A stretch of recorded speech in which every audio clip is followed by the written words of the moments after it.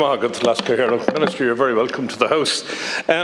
Minister, you will know that for many years I have been speaking on issues related to my electorate, the county councillors, and I'm delighted to see some of them are here in the gallery today, having travelled the whole way from Donegal over the Mica issue, and it's something that we really have to take on board. These people did not travel 3.5 hours down and 3.5 hours back up again for the good of their health. But today I want to talk about the ambiguity that exists in the gratuity of county councillors. The situation is very clear. If a county councillor served as a county councillor from 2020 to 2023-24, whenever the next election will be, and a councillor knows exactly what his or her entitlements are. For a councillor who served on both town council and a county council, where a dual mandate was held, again, the situation is extremely clear. They know exactly what their entitlements are. Their entitlements are 4/20ths or 1/5 of the representational payment. I've always had a difficulty with the title representational payment, because you will know we have representational payments here and they're an entirely different thing than what's given to county councillors. We should have called it a salary, but that's an argument for another day. Now, where the ambiguity arises is where a member of a local authority was a member of a town council for maybe 10 years. In 2014, when we lost all the town councils, which you might revise and look at again, I think we need to, because many towns are dying as a result of lack of a town council. We finish up in a situation where it's somewhat unsure as to what the entitlement is to somebody who had a single mandate on a town council and subsequently went on to a county council and finished in 2024 or 2023, as to what exactly their entitlement is. And what I want to try and do, and I hope you can do this for me today, what I want to try and do is to put certainty in place. First and foremost, there's some ambiguity as to which representational payment is involved. Is it the current one or is it the previous one? It's my understanding that in the public service we always deal with the current. So the gratuity should be based on the representational payment of 25,000 that's there today, and there should be no ambiguity whatsoever there. The issue of taxation, that's an individual issue, so I'm not going to get into that. So what we need to know then is a person who was both a county or city councillor and town councillor, they know that they will be given the county councillor's rate of gratuity. It's the other group that I'm most interested in. I hope you can shed some light on that today. Thank you. Thank you, Senator. Minister, if you'd like to respond, you have 4 minutes. And again, you know, as a former councillor who had served both on a borough council and a county council, a borough council for 10 years and a county council for 16, I agree with your sentiment in relation to the reinstatement of them. Again, it's for another day, but I do think that they did serve a particular function, particularly in relation to the urban agenda, and particularly if we look at the challenges that local government is facing in relation to climate and other issues. But again, as I said, that's for another day, but I would agree with you. I think it was a mistake to abolish them. And again, just to thank Senator Craughwell for raising the matter, and I appreciate the opportunity to come before the House to speak on this issue of councillor retirement gratuity. Unlike Oireachtas members, there is no provision for councillors to be part of the single public service pension scheme. The current arrangements for lump sum gratuity payments for retiring councillors are therefore unique. The terms of the gratuity payments to councillors are set out in the provisions of the Local Authority Members' Gratuity Regulations 22 to 2006. Gratuity is non-contributory, so councillors incur no deductions from their salary payments towards the gratuity lump sum. Any period of service as an elected member of a local authority from the 4th of May 2000 reckons as service for the purpose of the gratuity, subject to a maximum of 20 years' service.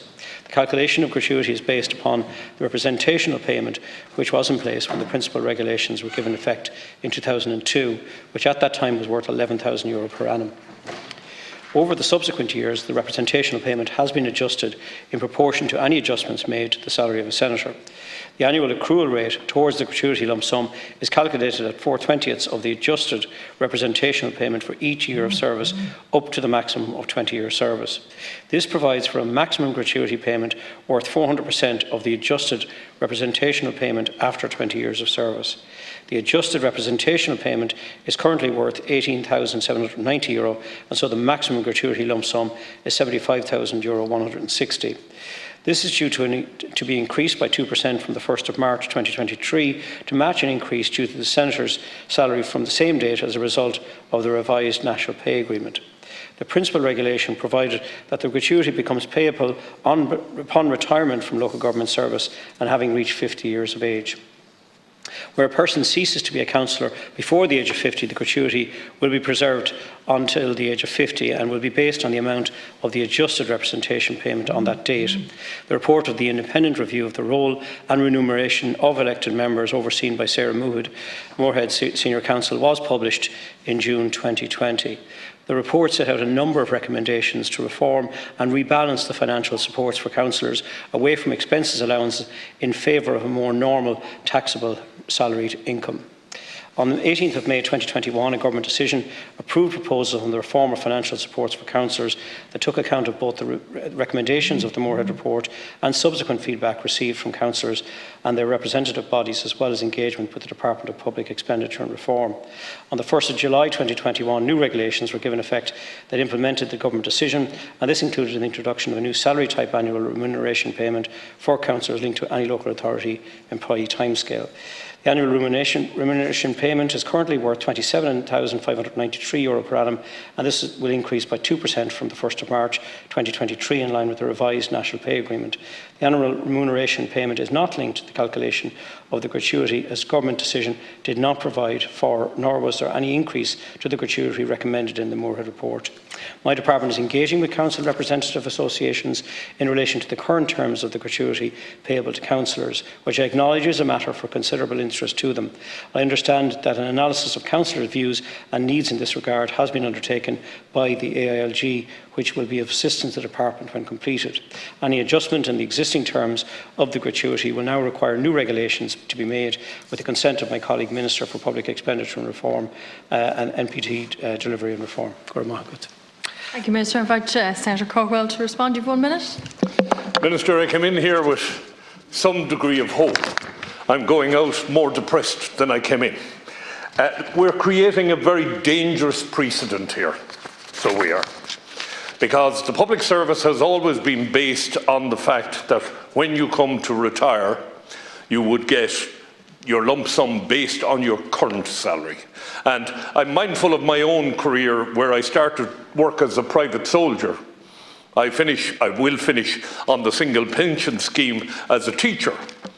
And at the end of the day, they will not differentiate my entitlement to pension from that of any other any other member of the public service. I will get, provided I was 3 years in the job, I will get the lump sum of a teacher and the pension of a teacher. When we allow little chinks like this to take place, where they can look back and they base the representational payment on the 18,000, this is a very dangerous precedent, and it's one that could find its way filtering through other sectors within the public service. Remember, it's not only county councillors that do not make a contribution to their pension. Many roles make no contribution. It's part and parcel of their salary. And I think, Minister, we've got to actually sit down and look at this. Sadly, in the case of PRSI, I had to take a court case with 5 county councillors in order to get the PRSI Class K removed from county councillors and get them moved on to Class S. And again, we weren't generous enough to put it retrospectively. This is an important issue, I'm sorry. So, I mean, from the point of view of our local authority members, damn it, I don't know why anybody would go into the role anymore. We're stripping powers off them by the new time, and we won't even treat them the same as other public servants when it comes to their representational payment. I appreciate this is not your doing, but I think you have it within your remit where you can certainly make moves to try and fix this and to treat these people in a decent way. I'm happy to see that there is no differentiation here between town councillors and county councillors, so I assume all councillors will retire on the same level of representational payment when it comes. Thank you. Again, to thank Senator Craughwell and your continued advocacy for the rights of councillors. And I do welcome the engagement with the AILG, with our department. And just to say as well, I mean, I think Minister Donnell's predecessor, Minister Burke, moved swiftly to implement the Moorhead report once government was formed. And I think that was very much welcomed right across our elected members. And just to say as well, I think it's critically important, it's hugely valuable, the role of the elected member, particularly at local level. Not to say that powers are being stripped, but in fact what we're doing is putting in additional layers of responsibilities with our local authority members in terms of climate, biodiversity, urban development. And this is a whole new set of tasks and challenges that local government is facing. We want to see robust local government. We want to see elected members being valued in their community, and we want to ensure that both their remuneration and again their gratuity upon retirement is reflective of the incredible work that they do for local communities. Thank you.